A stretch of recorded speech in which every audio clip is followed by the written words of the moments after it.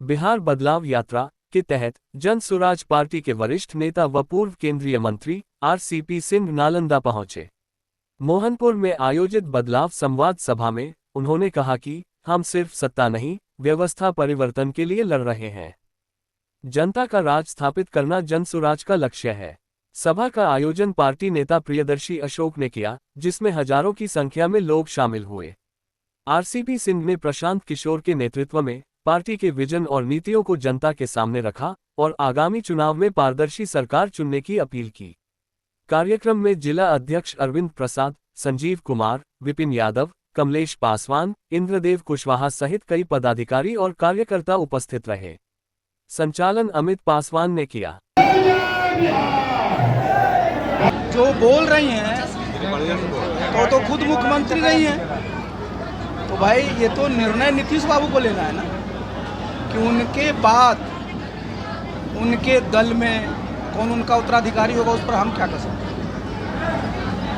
अभी जो बिजली की बात कही जा रही है, जो 22 घंटा मिल रहा है, उनके जो माफ किया गया है, हो सकता है कि 12 घंटा बिजली मिले। 12 घंटा भी मिलेगा तो आप उनको धन्यवाद दीजिएगा, क्योंकि इस बिहार में मैंने बताया ना 1976 में पूरे बिहार में विद्युतीकृत हुआ था पूरा बिहार। और मैं तो बताया कि मैं पढ़ता था उस हुसैनपुर स्कूल में, कभी बिजली जाती नहीं थी, सब जगह तांबे का तार हुआ करता था। उसके बाद जब बिजली फ्री करने की बात आने लगी, धीरे धीरे 80-90 के दशक में पूरी बिजली खत्म हो गई। तो बिहार की जनता ने तो नीतीश बाबू को दरखास्त लगाया नहीं था कि हमको 125 यूनिट माफ़ कर दीजिए। बिहार की जनता, बिहार के किसान क्या चाहते हैं कि उनको बिजली की बिल्कुल आपूर्ति 24 घंटे हो। और अभी इस हॉल में आपने देखा हमारा कार्यक्रम 1.5 से 2 घंटा चला और 6 बार बिजली गई है।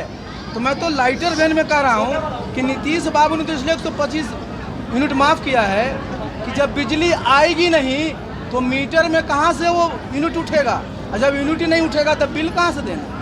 तो बिजली जब आएगी नहीं तो बिल की बात ही कहाँ से आएगी। बिहार कृषि प्रधान राज्य है, किसानों के लिए कुछ नहीं किया गया है। ये किसान क्रेडिट कार्ड की क्या लग रही है आपको? जन स्वराज पार्टी किसानों के लिए काम करेगी? देखिए एक बात जरा समझिए, किसी भी देश में या किसी भी अर्थव्यवस्था में जब शुरू का काल रहता है ना तो कृषि प्रधान रहता है, और धीरे धीरे जैसे जैसे उस अर्थव्यवस्था का विकास होता है, उस प्रदेश का विकास होता है, तो क्या होता है, सर्विस के सेक्टर में ज़्यादा रोजगार मिलता है, मैन्युफैक्चरिंग के सेक्टर में ज़्यादा रोजगार मिलता है, और कृषि पर लोगों की आत्मनिर्भरता कमती जाती है। लेकिन बिहार के साथ ये बड़ा दुर्भाग्य है कि आप देखिए भारतवर्ष में करीब 50% लोग खेती पर आधारित हैं, लेकिन बिहार में वही 76% लोग खेती पर आधारित हैं। ये क्या दिखाता है कि हमारे यहाँ अंडर एम्प्लॉयमेंट है, अनएम्प्लॉयमेंट है। और जो आप बात एकदम सही करें कि भाई जो हमारे यहाँ पर अन्नदाता हैं, किसान हैं, भाई जब तक वो खेत में मेहनत नहीं करेंगे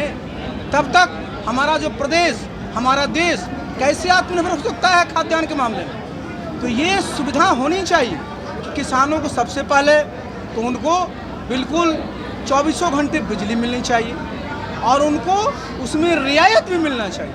अब आप देखिए 3700 करोड़ रुपया नीतीश बाबू भुगतान करेंगे, किसको करेंगे? बिजली बोर्ड को, कि भाई 125 यूनिट को हमको माफ़ करना। तो फायदा किसको होगा? बिजली बोर्ड को। जैसा कि आप देख रहे हैं, बदलाव तो सबसे पहले शिक्षा में लाना होगा, क्योंकि हमने एक घर डोर टू डोर घूम रहे हैं, अभी तक 245 गांव घूम चुके हैं और देख रहे हैं कि बच्चे यहाँ पढ़ नहीं रहे हैं, और अगला जनरेशन जो भी आने वाला है वो भी उन्हीं की तरह एक जनरेशन बर्बाद हो रहा है। इसलिए सबसे पहले तो शिक्षा के लिए हम लोग काम करेंगे सबसे ज़्यादा, और शिक्षा जब हो जाएगा तो शिक्षा ही एक पूंजी है कि जिससे आप कहीं भी कुछ भी कर सकते हैं।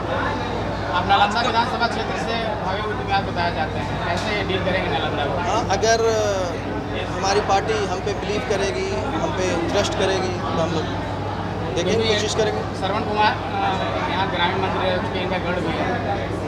ठीक है, सरपंच चचा का गढ़ है, ज़रूर है, लेकिन हम लोग भी जदयू में ही थे बहुत पहले से। लेकिन जदयू बेचारे जितने जदयू खर्च करता है उनके बेचारे की हालत बहुत खराब है। आज का संवाद कैसा रहा? उनका हालत इतना ख़राब है कि किसी भी कार्यकर्ता को हम मौका नहीं मिलता, बस एक ही लोगों को रिपीट किया जाता है। और अब युवा के लिए क्षेत्र में युवा की बहुत ज़्यादा ज़रूरत है और युवा सोच होनी ज़रूरी है।